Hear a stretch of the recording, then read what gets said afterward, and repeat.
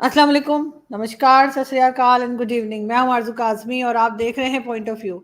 हमें जी जॉइन किया है डॉक्टर अभिषेक मिश्रा साहब ने। बहुत शुक्रिया सर कि आज आप आए। Thank you so much. Thank you Aarzoo ji, always a pleasure. आप बुलाती हैं, थैंक यू सो मच। बहुत शुक्रिया। आजकल हर तरफ एक हंगामा है, चाहे हिंदुस्तान हो या पाकिस्तान। इमरान खान साहब को हमारे यहाँ जो है वो कह दिया गया कि डिस्क्वालीफाई कर दिए, 5 साल के लिए इलेक्शन में नहीं आ सकते। लेकिन देखते हैं आगे क्या होता है, वो अपील करते हैं या नहीं करते हैं। लेकिन मोदी जी के लिए आपके यहाँ जो है वो vote of no confidence motion की बात की जा रही है और कहा जा रहा है। तो सबसे पहले ये क्या है और क्यों है? मतलब वैसे तो हम देखते हैं कि भारत जो है वो कई जगह पे बहुत सक्सेसफुली बीजेपी की गवर्नमेंट जो है वो जाती है, डिफरेंट कंट्रीज में सब कुछ हो रहा है। फिर आके आखिर क्या जरूरत पेश आ गई कि इस किस्म का जो है वो इस किस्म की बात जो है वो पार्लियामेंट में की जा रही है? देखिए, ये तो आपको समझना पड़ेगा कि ये एक टैक्टिक्स है, बिकॉज कि इसमें कुछ होना नहीं है। गवर्नमेंट तो उनकी बचेगी क्योंकि उनके पास 303 मेंबर ऑफ पार्लियामेंट है, तो ये नो कॉन्फिडेंस मोशन को गिरना ही है, तो there is no doubt about it. मगर इसमें जो विपक्ष है वो ये चाहता था, विपक्ष यानी अपोजिशन पार्टी, वो ये चाहती थी कि मोदी गवर्नमेंट को मणिपुर के मुद्दे पे उनसे बात की जाए। और मणिपुर पे वो चर्चा करने को जिस तरीके से ये चाहते थे, क्या नाम है आपका, अपोजिशन वाले, वो उस तरीके से चर्चा नहीं कर रहे थे। तो इसी मणिपुर के मुद्दे को लेते हुए गौरव गोगोई हैं, वो लोकसभा सांसद है असम से। तो असम यानी कि वही नॉर्थ ईस्ट का जो 7 सिस्टर्स हम कहते हैं, उनमें से एक जो है वो असम भी है। तो उन्होंने रूल 198 जो business of procedure for Lok Sabha है, उसका इस्तेमाल करते हुए उन्होंने no confidence in the council of ministers, यानी ये गवर्नमेंट के अगेंस्ट में है। आपको समझना पड़ेगा ना, ये जो काउंसिल ऑफ मिनिस्टर्स है, गवर्नमेंट जो है, उनके अगेंस्ट में ये नो कॉन्फिडेंस मोशन आया है। और उसमें उसकी कंडीशन ये होती है कि जब गौरव गोगोई जी अगर ऐसा कोई मोशन लाना चाहते हैं नॉर्थ ईस्ट के मुद्दे पे, तो उनके साथ 50 और जो उनके सांसद होंगे उनका सिग्नेचर चाहिए होगा उस मोशन पे। उनको वो 50 लोग भी मिल गए हैं। तो ये 9 और 10 अगस्त को इस पे बहस होगी। इसमें जो ये हैं, क्या नाम है, प्रधानमंत्री मोदी, वो 10 तारीख को विपक्ष के सारे आरोपों का जवाब देंगे। अब नो कॉन्फिडेंस मोशन आता इसलिए है क्योंकि जब आप गवर्नमेंट के ऊपर भरोसा नहीं दिखाते हो, तो आप ये कहते हो गवर्नमेंट से कि हमें आपके ऊपर भरोसा नहीं, बिकॉज की गवर्नमेंट जो है ना, दो तरीके की होती है डेमोक्रेसी में। एक होती है रिस्पॉन्सिबल और एक होती है रिप्रेजेंटेटिव। रिप्रेजेंटेटिव गवर्नमेंट जो होती है उसके पास जो है ना वो पावर नहीं होता, उसमें हेड ऑफ द स्टेट जो होता है वो एक राजा होता है। और ये जो रिप्रेजेंटेटिव गवर्नमेंट के लोग होते हैं, ये जनता के नुमाइंदे तो होते हैं, लेकिन इनके ऊपर नॉर्मली एग्जीक्यूटिव जो होता है, यानी राजा जो है, वो उनकी बात को माने या ना माने वो राजा के ऊपर डिपेंड करता है। तो they are representative but they are not responsible. अब रिस्पॉन्सिबल वो होता है, रिस्पॉन्सिबल गवर्नमेंट वो होती है जिसमें कि जो रिप्रेजेंटेटिव्स होते हैं, they are responsible to the people. और डेमोक्रेसी में जब आप कहेंगे कि गवर्नमेंट जो है वो रिस्पॉन्सिबल गवर्नमेंट है, तो they are answerable to the Lok Sabha, to the elected house of the people, क्योंकि वही कलेक्टिव रिप्रेजेंटेशन है इंडिया की विल ऑफ द पीपल का। तो this is the way, this is the reason कि उन्होंने article 73 read with the rule 198 of the business for the rule of Lok Sabha, उसको लेकर के इन्होंने नो कॉन्फिडेंस मोशन गवर्नमेंट के अगेंस्ट में, काउंसिल ऑफ मिनिस्टर के अगेंस्ट में लाए हैं। और they want to have a debate on Manipur issues, कि मणिपुर में जो हुआ वो आपको पता ही है, मैतेई और अन्य समुदाय के बीच में। तो दिस इज द रीजन, इसलिए इसको लाया गया। एक चीज और मुझे बताइएगा अभिषेक जी कि आपके यहाँ हमने देखा है कि डेमोक्रेसी जो है काफी स्ट्रांग रही है। पाकिस्तान में तो जाहिर है बिल्कुल भी नहीं रही। शुरू से हमने देखा कि कहीं ना कहीं एजेंसीज और फौज जो है वो इंटरफेयर करती रही। तो क्या वजह है कि भारत में डेमोक्रेसी इतनी स्ट्रांग रही और कभी भी इमरजेंसी, एक बार जरूर इमरजेंसी लगी है if I am not wrong, और लेकिन बाद में कभी ऐसा नहीं हुआ। तो क्या वजह है कि आप लोगों ने उसको, आप कैसे उसको मैनेज कर पाए? कि आपको लगता है कहाँ पे पाकिस्तान से गलती हुई कि यहाँ पे नहीं वो चीज रही? पाकिस्तान से कहीं गलती नहीं हुई, पाकिस्तान ही गलत है। देखिए, डेमोक्रेसी को आरजू जी समझना पड़ेगा। अब मुझे नहीं पता कि पाकिस्तान के लोग डेमोक्रेसी किसको समझ रहे हैं। आप डेमोक्रेसी इलेक्शन करवाने को समझ रही हैं, ये जो गवर्नमेंट आती है इलेक्टेड, इसको आप समझ रही हैं ये डेमोक्रेसी है। ये डेमोक्रेसी नहीं है। ये गवर्नमेंट जरूर है इलेक्टेड, बट ये डेमोक्रेसी नहीं है। डेमोक्रेसी का मतलब होता है rule of law. Rule of law is an antithesis of theocracy. आपका कॉन्स्टिट्यूशन कहता है कि हम जो है वो होली कुरान और सुन्ना हमारा जो है वो कॉन्स्टिट्यूशन है। तो जब आपका होली कुरान और सुन्ना कॉन्स्टिट्यूशन है तो होली कुरान में तो डेमोक्रेसी की व्यवस्था नहीं दी गई है। होली कुरान और सुन्ना से सऊदी अरेबिया भी चलता है, उनका भी कॉन्स्टिट्यूशन होली कुरान और सुन्ना है। तो क्या वहां डेमोक्रेसी है? डेमोक्रेसी का मतलब होता है कि government for the people, by the people, of the people. तो इसका मतलब है कि गवर्नमेंट की जो पॉलिटिकल पावर है वो आती है लोगों से, पॉपुलर सॉवरेनिटी से। आपके कॉन्स्टिट्यूशन का प्रियम्बल कहता है कि sovereignty belongs to almighty Allah, जबकि बाकी दुनिया के कॉन्स्टिट्यूशन कहते हैं कि we the people of India, we the people of America, we the people of Australia, we the people of, ये वो कहते हैं कि हमने ये बनाया। सो अब डेमोक्रेसी जिसको कह रही हूँ डेमोक्रेसी नहीं है।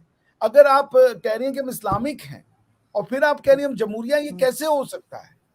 आप अगर जमहूरियत के थ्रू इस्लामिक रूल लाना चाहती हैं तो आप मजाक उड़ा रही हैं इस्लाम का भी और जमहूरिया का भी। क्योंकि जमहूर तो तब आएगा जब आपके यहाँ पे रिलीजन लोगों का पर्सनल मैटर होगा। जमहूर की जो शुरुआत है, डेमोक्रेसी का जो कॉन्सेप्ट है वो है सेपरेशन ऑफ दी, आप क्या ऐसे कह लें, separation of the mosque from the Quran, separation of the ulemas from the Quran. क्योंकि ये जो पावर उलेमा आपके और काजी और मुफ्ती एक्सरसाइज करते हैं, वो पावर बेसिकली आपके पार्लियामेंट में होनी चाहिए, आपके जुडिशरी में होनी चाहिए। तो आपका दो दो सेंटर ऑफ पावर कैसे हो जाते हैं? पॉइंट ये है कि आपके यहां डेमोक्रेसी नहीं आ सकती। डेमोक्रेसी की कंडीशन सुन लीजिए। Number 1, every human being is equal. आप क्या एवरी ह्यूमन बीइंग इक्वल है? नहीं है भाई। आप खुद कहते हो उसमें कि भाई काफिर नॉन काफिर में आपके पासपोर्ट में कि अहमदिया मुसलमान नहीं है, ये नहीं है, हिंदू को जो है वो दर्जा नहीं देंगे। कोई बराबर नहीं है आपके यहाँ पे। जो माइनॉरिटी राइट्स है वो लिखा है कि माइनॉरिटी राइट्स उतना ही मिलेगा जो इस्लामिक प्रिंसिपल्स के थ्रू आ सकता है। भाई ये डेमोक्रेसी नहीं है। डेमोक्रेसी के लिए पहले आपको कॉन्स्टिट्यूशन को सुप्रीम डॉक्यूमेंट बनाना पड़ेगा। Absolute equality of men and women, absolute equality of all men, absolute equality of the freedom of religion, absolute equality of opportunity, absolute equality of जिसे कहते हैं आप governance, governmental parties, no extra constitutional power. भाई आप democracy से क्या achieve करना चाहते हो? आपके यहाँ पे डेमोक्रेसी से शरिया अचीव करना चाहते हैं। भाई डेमोक्रेसी का पर्पस है वेलफेयर स्टेट। डेमोक्रेसी का मतलब है कि कोई अपने घर में बुद्ध को पूज रहा है, कि वो अल्लाह मियाँ को पूज रहा है, कि भगवान श्री राम को पूज रहा है, वो किसको पूज रहा है, इससे स्टेट का कोई लेना देना नहीं होता है। आपके यहाँ तो स्टेट जो है वो कर रही है कि पीएचडी करना है तो पहले कुरान की वो हाफिज करो, कुरान का एग्जाम दो। आपके यहाँ डेमोक्रेसी नहीं आ सकती, बिकॉज जिसको आप डेमोक्रेसी कह रहे हैं वो डेमोक्रेसी नहीं होती है। डेमोक्रेसी में democracy, rule of the people. आप क्या पे आपने लोगों को इस तरह का कर दिया है कि जब तक हमारे पास जो है वो शरिया लॉ नहीं लगेगा तब तक हमारी प्रॉब्लम का सॉल्यूशन नहीं। आप क्या पे लोग डेमोक्रेसी को हेट करते हैं क्योंकि उनको लगता है उनकी सारी समस्याओं का निवारण जो है वो शरिया लॉ में है। आप अभी एक जाकर के वो कर लीजिएगा स्ट्रीट पोल कि भाई डेमोक्रेसी में आपको क्या चाहिए, शरिया लॉ चाहिए या पार्लियामेंट से बना हुआ लॉ चाहिए? सब कहेंगे शरिया लॉ चाहिए। तो जब शरिया लॉ है वहां पे तो आप डेमोक्रेसी कहां से आएगा आपके यहाँ पे? Democracy means free economy, free people, free society. Do you want a free society? आपका फ्री सोसाइटी सपोर्ट नहीं कर सकते। तो आप बस लास्ट सेंटेंस बोल दो। डेमोक्रेसी को आपने जो मैकेनिज्म को आप डेमोक्रेसी समझ रही है। डेमोक्रेसी आउटकम होता है, डेमोक्रेसी गोल होता है, मैकेनिज्म नहीं होता है उसका कि जो अब जैसे जगह समझ ले। सेक्युलरिज्म जो है वो तो चाइना में भी है, मगर चाइना किसी रिलीजन को नहीं मानता। इंडिया में भी सेक्युलरिज्म है, वो हर रिलीजन को मानते हैं।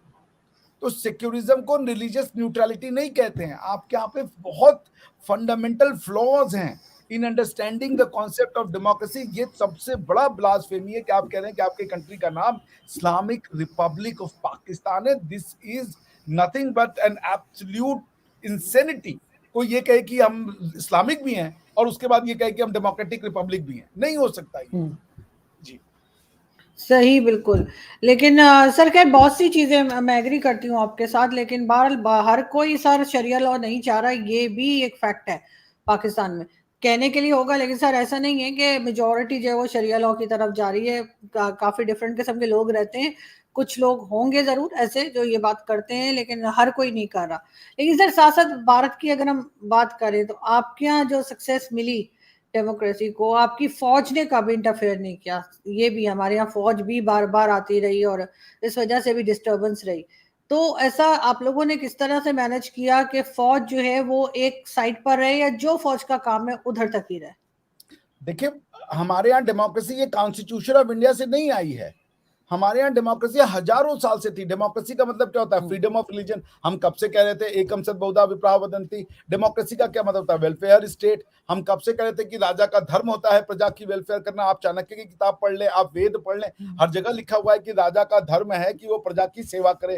राजा जो है वो अपनी प्रजा की जो अर्जित किए हुए धन पे इंजॉय करने के लिए नहीं बना हुआ है। तो आपके यहाँ पे दिक्कत यह है कि देयर इज अ कॉन्स्टिट्यूशन, मगर अथॉरिटीज ऑफ द पावर दो हैं।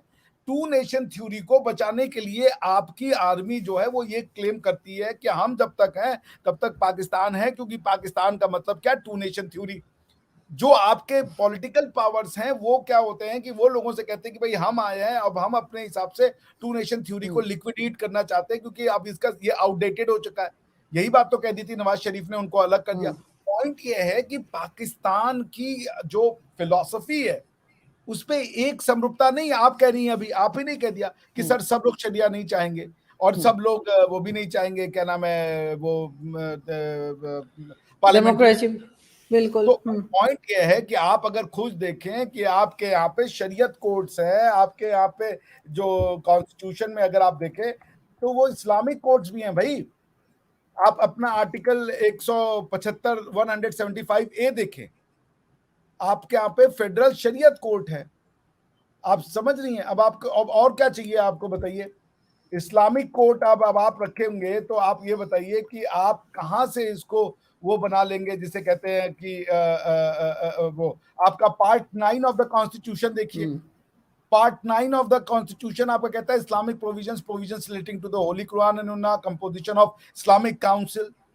तो आपके यहाँ पे जो ये कहते हैं ना कि हम कभी भी उनको वोट नहीं देते, क्या नाम है, मौलाना मुफ्तीज को, हम तो उनको हरा देते हैं। भाई क्यों देंगे? क्योंकि कॉन्स्टिट्यूशन आपका वही बनाता है। वो तो तब देना जब कॉन्स्टिट्यूशन से कुछ और बन के आए। मौलाना और मुफ्ती को पता है कि ये जो है इसकी पावर मेरे सामने कुछ नहीं है। वो तो बल्कि इनको कहता है तुम जाओ रूल करो, लेकिन ताकत तो मेरे पास है सारी। तो वो अगर कुछ खराब होता है तो कहता है ये सब तुम्हारे हुक्मरान दोषी हैं। वो सारी के सारा मलबा फोड़ देगा हुक्मरान पे, पॉलिटिशियन पे और कॉन्स्टिट्यूशन पे, और कहीं वो मलबा नहीं फोड़ेगा। वो तो उसने शराड क्रिएट किया हुआ है। He is enjoying the power. और उसके बाद जो है आपको जूते खाने के लिए, गाली खाने के लिए बेचारे पॉलिटिशियंस आप क्या पड़े हुए? पावर है उनके पास, वो कुछ कर सकते हैं, वो कोई रिफॉर्म ला सकते हैं। तो देखिए ऐसा है कि हमारे यहाँ इसलिए नहीं हुआ क्योंकि लोग अपनी मिट्टी से जुड़े थे। आर्मी को कुछ नहीं बताना, आर्मी का एक ही चीज बचानी है, कॉन्स्टिट्यूशन ऑफ इंडिया और भारत की सीमाओं की रक्षा। उनको पता है, इससे ज्यादा उनका कोई काम नहीं है, क्योंकि उनको कोई आइडियोलॉजी को सेव नहीं करना। उनकी एक आइडियोलॉजी है, भारत की सीमाओं की रक्षा करना। ये एकमात्र उनका काम है। उनको पता है भाई, और कल को अगर उनको पॉलिटिक्स में आना है तो वो रिजाइन कर देंगे और आ जाएंगे, इलेक्शन लड़के वो जीत जाएंगे। कई हमारे यहाँ पे ऐसे पॉलिटिशियन हैं जिनका मिलिट्री बैकग्राउंड रहा है, कैप्टन है, मेजर है, वो लोग आते हैं अपना इलेक्शन लड़ते हैं। लेकिन आपके यहाँ दिक्कत ये है कि आपकी कॉन्स्टिट्यूशन से दो पावर सेंटर है। आर्मी कहती है कि सिर्फ सीमाओं की रक्षा करना हमारी ड्यूटी नहीं है, टू नेशन थ्योरी को भी हमें जिंदा रखना है। क्योंकि अगर टू नेशन थ्योरी खत्म हो गई तो फिर हम सुरक्षा किससे करेंगे? अगर इंडिया और पाकिस्तान के बीच का मतभेद ही खत्म हो गया तो भाई आर्मी बिकम्स यूजलेस ना। आप समझ रही हैं? जी जी। टू नेशन थ्योरी, तो उनके पास एक एक्स्ट्रा कॉन्स्टिट्यूशनल पावर है। और जो आपकी गवर्नमेंट है ये बेचारी, ये नाम निहाद की ये जो गवर्नमेंट है, सारा इस्लामिक काउंसिल आपके पास है, शरीयत कोर्ट आपके पास है, आपके पास है अलग से मौलाना मुफ्तीज का वो मदरसा स्कूल चल रहा है। इनके पास क्या पावर है? इन बेचारों के पास, इनको गालियां भी देते हो। मैं तो पाकिस्तान के पॉलिटिशियंस को सल्यूट करूंगा, कितनी टफ केस में भी वो कम से कम डेमोक्रेसी की छोटी सी जो भी वो लॉ है वो जला के रखे हुए, हैट्स ऑफ टू देम। बिल्कुल ऐसा है सर, लेकिन मैं इसीलिए ये बात डिस्कस करती हूँ और किया करती हूँ कि कोई तो यहाँ पर सुने और इस बात को समझे कि कहाँ पे हम गलत जा रहे हैं और कहाँ से हमें ठीक करने की जरूरत है। सर राहुल गांधी एक बार फिर, जी जी, मैं आपको 2 लाइन में इसका आंसर बता देते हैं कहाँ आप गलत जा रही हैं। आपको करना पड़ेगा जो यूरोप ने किया, जिसका नाम है सेक्युलराइजेशन। आपको political power from the holy book needs to be separated, and then the constitution में जो गवर्नमेंट मिलेगी वो शक्तिशाली गवर्नमेंट होगी, क्योंकि उसके बाहर कोई गवर्नमेंटल पावर नहीं होगा। कॉन्स्टिट्यूशन का निर्माण ही तब होता है। यूरोप आप पढ़ लें किताबें, मैं आपको दसियों बता दूंगा कॉन्स्टिट्यूशन कैसे बना। ये कौन सोचा कि भाई कॉन्स्टिट्यूशनल डॉक्यूमेंट लाओ, ये बना जिसको आप कहते हैं separation of church from the state, इसी को सेक्युलराइजेशन कहा जाता है। Separation of church from the state क्या है? That means separation of political power from the Bible, और जब वो पॉलिटिकल पावर निकल जाती है तो उसका जो रिजल्ट आता है वही होता है पॉलिटिकल स्टेट। आपको यही करना है। जब तक आप ये नहीं करेंगी आरजू जी, आप लिखवा लीजिए, कुछ नहीं होने वाला। जिस दिन आपके कॉन्स्टिट्यूशन में ये लिख के आएगा कि the source of the governmental power और the political power of the Pakistan is the people of Pakistan, तब आपके यहाँ पे चीजें बात होंगी। जिस दिन ये लिखा आएगा कि the laws made by the parliament are absolute and the only way they can be dislodged are the examination by the supreme court under the judicial review on the ground of the violation of the fundamental right or exceeding their constitutional authorities, बस इन्हीं 2 ground पे। बिल्कुल ऐसा ही है और वाकई में ये होना चाहिए। लेकिन हम अगर बात करें राहुल गांधी की, सर राहुल गांधी एक बार फिर पार्लियामेंट में आ गए हैं और कैसे देख रहे हैं आप उनकी वापसी को? खुश हैं, डेमोक्रेसी है, देयर शुड बी एवरीवन। देखिए भाई वो देखिए इमरान खान साहब को भी जेल हुई, राहुल गांधी साहब को भी सजा हुई, मगर राहुल गांधी साहब के में और इमरान खान साहब के में अंतर यह है कि मुझे ये पता था कि इंडिपेंडेंस जुडिशरी है। राहुल गांधी जी को अपना पूरा जो है अपील और न्याय की जो प्रणाली है उसमें बात करने का मौका मिलेगा। और उनको चूंकि एक कोर्ट ने ही उनको कन्विक्ट किया था, दूसरी कोर्ट ने उनके कन्विक्शन को स्टे कर दिया है, तो राहुल गांधी जी का स्वागत है। और जो डेमोक्रेसी में, लोकतंत्र में विपक्षियों की भी आवाज आनी चाहिए, क्योंकि कांग्रेस पार्टी आज भी 15 से 19% लोगों की आवाज है। तो भारत के 15 से 19% लोग जो हैं उनकी आवाज को न सुना जाए, ये तो कोई भी डेमोक्रेसी में नहीं चाहेगा ना। तो 15 से 19% को वो रिप्रेजेंट करते हैं, वाई नॉट को रिप्रेजेंट करते हैं, उनकी आवाज सुनी जानी चाहिए। वो भारत का एक बहुत इंपॉर्टेंट चेहरा है और थोड़ा बहुत तड़का भी लग जाता है उनके आने से। एक वो क्या कहते हैं डेमोक्रेसी में मोदी जी उनके आनंद ले लेते हैं तो ठीक है। मुझे वो इमेच्योर पॉलिटिशियन लगते हैं, उनसे अच्छी मुझे सोनिया जी लगती है। मैडम सोनिया जो हैं, श्रीमती सोनिया गांधी, वो उनसे बेहतर पॉलिटिशियन है। अनफॉर्चुनेटली उनकी तबीयत खराब है, वरना मैं राहुल गांधी जी को सीरियस पॉलिटिशियन नहीं मानता। उनके अंदर उनको कुछ नहीं पता है, उनको ABCD नहीं पता है भारत के बारे में, कॉन्स्टिट्यूशन के बारे में, सिस्टम के बारे में, हिस्ट्री के बारे में।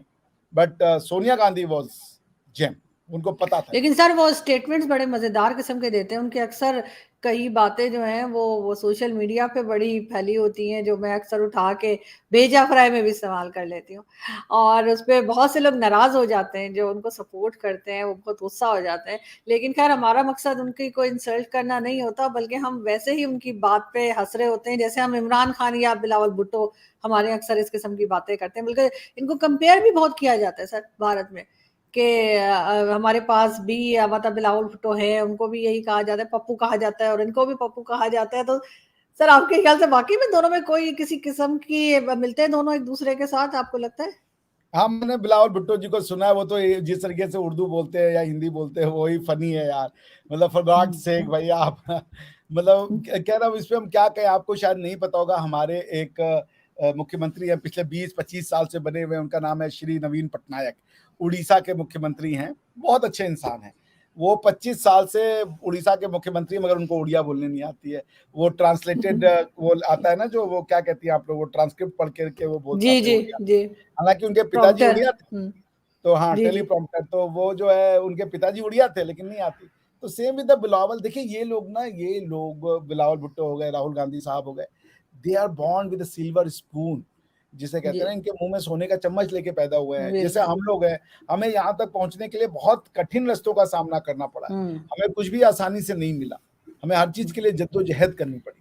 उनको बिल्कुल ऐसा हर ही चीज है। आसानी से मिला। हम्म। ऑक्सफोर्ड में एडमिशन आसानी से मिला, हार्वर्ड में एडमिशन आसानी से मिला, पॉलिटिक्स में इतना बड़ा मुकाम आसानी से मिल गया हमें। और आपको तो आरजू जी, हमें तो डेली लाइफ में कितनी जद्दोजहद करनी पड़ी है। कोई बहुत हमारे ज्यादा। हो गया, कोई हमारे फेवर में आया, किसी ने हमारे बारे में बुराई बतिया दी, किसी ने कैंपेन ही शुरू कर दिया कि अब आरजू जी ऐसी हैं, अभिषेक मिश्रा तो एक नंबर का चोर है, पीएचडी इसकी फालतू है। ये तो हमने तो फेस किया ना, डिप्रेस्ड हुए, उनको तो सब कुछ उसमें मिला। There is an uncanny similarity between Shri Rahul Gandhi ji और जनाब बिलावल भुट्टो। वो दोनों लोग एक ही जैसे हैं, दोनों को पॉलिटिक्स का पी नहीं पता, दोनों को अपने देश के बारे में कुछ नहीं पता। बट मैं लेकिन सम्मान ये करता हूँ, बहुत जरूरी है। मैं बिलावल जी का भी सम्मान करता हूँ और राहुल गांधी जी का भी सम्मान करता हूँ, क्योंकि विपक्ष का वो सम्मानित चेहरा है। और जो भी हो, वो he is a political leader, so I must respect him. बिल्कुल ऐसा ऐसा, लेकिन सर बिल्कुल आप सही कह रहे हैं कि दोनों जो हैं वो क्योंकि बहुत स्ट्रांग फैमिली बैकग्राउंड थे और उनको कुछ जैसे कुछ करना नहीं पड़ा खास, और इतना टफ टाइम उन्होंने नहीं देखा जो आपने या मैंने अपनी फील्ड में देखा हो। लेकिन सर जो प्यार और जो रिस्पेक्ट हम लोगों को मिली है वो शायद उनके हिस्से में नहीं आई, ये जरूर मैं कहूंगी।